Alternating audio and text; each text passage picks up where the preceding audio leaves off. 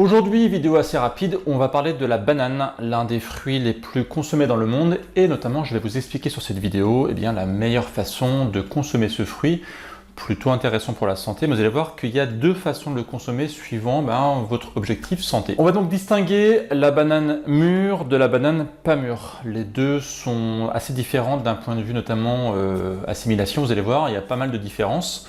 Et on va voir ici quelle est justement la meilleure façon de le consommer. Est-ce qu'il vaut mieux consommer les bananes mûres ou plutôt les bananes pas mûres? Déjà d'un point de vue purement glucidique, il faut comprendre que la banane qui est pas mûre, la banane verte, en fait, elle va être riche en amidon. C'est un glucide assez complexe qui va faire en sorte que lorsque vous allez consommer une banane pas mûre, ça va avoir un index glycémique plutôt modéré, ce qui fait que les glucides de la banane verte vont être envoyés tout doucement dans votre corps.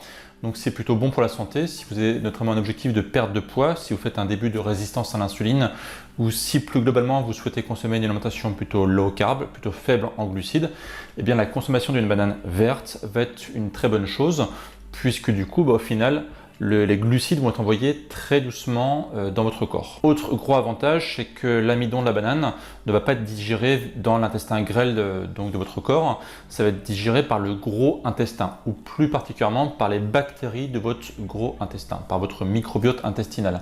Et là, le gros avantage qu'on va avoir, c'est que ça va fournir des fibres. Vous savez, si vous suivez mes vidéos, c'est que les fibres, c'est très intéressant pour la santé, notamment pour avoir un bon système digestif et plus globalement, pour donner à manger à vos bonnes bactéries. C'est une sorte de prébiotique. La banane verte va agir comme prébiotique. Donc si votre objectif notamment c'est de retrouver un bon système digestif, de donner à manger à vos bonnes bactéries, consommez de la banane verte, il n'y a pas de souci là-dessus. Inversement, maintenant on va prendre la banane mûre, c'est-à-dire la banane qui est bien jaune, et notamment où il y a des petits points noirs dessus, donc signe qui indique que la banane est bien mûre. Alors la banane mûre va toujours être plutôt bonne pour la santé, il n'y a pas de souci, mais une banane qui va être mûre, va transformer l'amidon en glucose et en fructose, qui sont donc des sucres à index glycémique beaucoup plus élevé que l'amidon. Donc la banane mûre va avoir un IG plus élevé. Donc si votre objectif c'est perdre du poids, c'est pas forcément une bonne idée de consommer régulièrement des bananes mûres. Un des points par contre intéressants, c'est qu'une banane qui va être mûre va avoir beaucoup plus d'antioxydants qu'une banane verte. Donc là c'est un petit point positif pour la banane mûre. La banane mûre est aussi assez intéressante pour les sportifs, puisque du coup ça va donner un petit coup de boost assez intéressant. Des glucides de bonne qualité qui vont être envoyés assez rapidement dans le corps. Donc si par exemple vous avez un entraînement de prévu, n'hésitez pas à prendre par exemple une banane, une demi-heure ou une heure avant ou après l'entraînement. Ce sera une très bonne façon de faire le plein d'énergie. Petite astuce, si vous souhaitez conserver vos bananes vertes plus longtemps, parce que votre objectif c'est consommer un fruit à IG bas, et aussi qui prend soin de votre intestin, gardez vos bananes à l'abri des autres fruits, parce qu'en fait les fruits qui sont en train de mûrir vont sécréter de l'éthylène, et l'éthylène du coup favorise le fait de transformer le fruit vers sa version mature.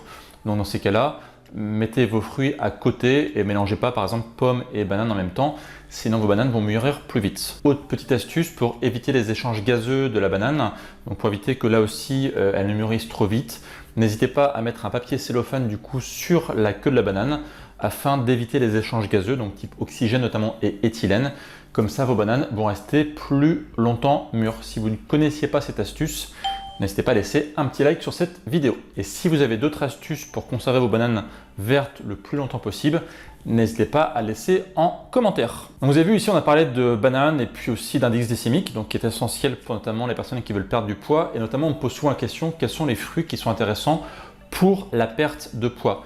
J'ai fait une vidéo complète sur le sujet. Je vous explique tout ça en détail. N'hésitez pas à aller voir cette vidéo où vous allez découvrir les bons fruits qu'il faut consommer si votre objectif aujourd'hui c'est perdre du poids, tout en conservant bien sûr les fruits qui sont très intéressants pour la santé.